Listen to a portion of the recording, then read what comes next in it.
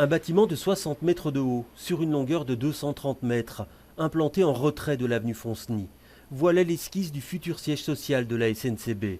Elle compte y regrouper son personnel actuellement réparti sur 7 sites, en tout 4000 collaborateurs.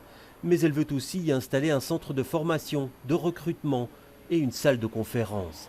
Un projet d'envergure donc, et ses opposants lui reprochent son gigantisme. Le problème de ce projet, c'est essentiellement qu'il est trop haut, qu'il est trop dense et donc trop haut parce que cette hauteur va vraiment faire un mur qui va bloquer les vues depuis le quartier puisqu'on est en fond de vallée ici.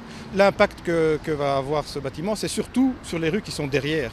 Mais la SNCB s'insurge contre cette affirmation. Sur la foi de l'étude d'incidence réalisée par un bureau indépendant, elle relativise l'impact de la hauteur du nouveau bâtiment. Il a été démontré qu'elle était assez peu visible de la rue et qu'en termes de perspective, le quartier n'allait pas trop y perdre. Alors, l'ombre portée du bâtiment, elle sera intégralement sur les voies, ce qui permet en fait au bâtiment aux alentours de la gare du Midi de ne pas être impacté par la nouvelle structure.